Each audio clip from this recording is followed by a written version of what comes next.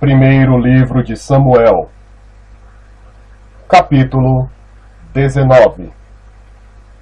E falou Saul a Jonatas, seu filho, e a todos os seus servos, para que matassem a Davi. Porém Jonatas, filho de Saul, estava muito afeiçoado a Davi.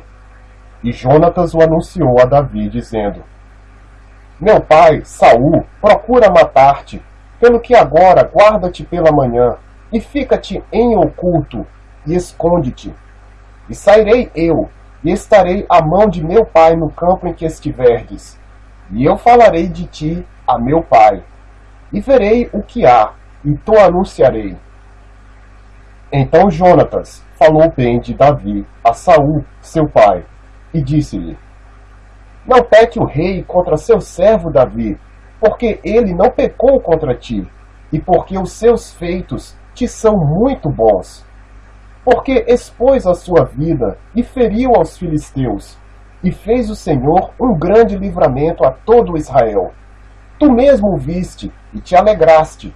Por que, pois, pecarias contra o sangue inocente, matando a Davi sem causa?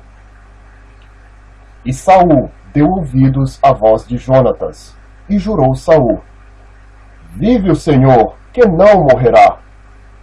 E Jonatas chamou a Davi, e contou-lhe todas estas palavras. E Jonatas levou Davi a Saul, e esteve perante ele como antes. E tornou a haver guerra. E saiu Davi, e pelejou contra os filisteus, e feriu-os com grande matança, e fugiram diante dele. Porém o espírito mau da parte do Senhor se tornou sobre Saul, estando ele assentado em sua casa, e tendo na mão a sua lança. E tocava Davi com a mão a harpa. E procurou Saul encravar a Davi na parede, porém ele se desviou de diante de Saul, o qual feriu com a lança a parede. Então fugiu Davi, e escapou naquela mesma noite. Porém Saul mandou mensageiros à casa de Davi, que o guardassem e o matassem pela manhã. Do que Mical, sua mulher, avisou a Davi, dizendo: Se não salvares a tua vida esta noite, amanhã te matarão. Então Mical desceu a Davi por uma janela, e ele se foi, e fugiu, e escapou. E Mical tomou uma estátua, e a deitou na cama, e pôs-lhe à cabeceira uma pele de cabra, e a cobriu com uma coberta. E mandando Saul mensageiros que trouxessem a Davi, ela disse: Está doente. Então Saul tornou a mandar mensageiros que fossem a Davi, dizendo: Trazei-mo na cama, para que o mate. Vindo, pois, os mensageiros, eis que a estátua estava na cama, e a pele de cabra à sua cabeceira. Então disse Saul a Mical: Por que assim me enganaste, e deixaste ir e escapar o meu inimigo? E disse Mical a Saul: Porque ele me disse: Deixa-me ir, porque hei de eu matar-te. Assim Davi fugiu e escapou, e foi a Samuel em Ramá, e lhe participou tudo quanto Saul lhe fizera. E foram ele e Samuel, e ficaram em Naiote. E o anunciaram a Saul, dizendo: Eis que Davi está em Naiote, em Ramá.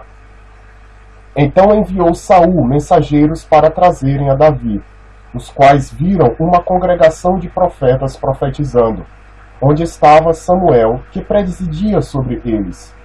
E o Espírito de Deus veio sobre os mensageiros de Saul, e também eles profetizaram. E avisado disto Saul, enviou outros mensageiros, e também estes profetizaram. Então enviou Saul ainda uns terceiros mensageiros, os quais também profetizaram. Então foi também ele mesmo a Ramá, e chegou ao poço grande que estava em Secu. E perguntando, disse: Onde estão Samuel e Davi? E disseram-lhe: Eis que estão em Naiote, em Ramá. Então foi para Naiote, em Ramá, e o mesmo Espírito de Deus veio sobre ele, e ia profetizando até chegar a Naiot, em Ramá. E ele também despiu as suas vestes, e profetizou diante de Samuel, e esteve nu por terra todo aquele dia e toda aquela noite.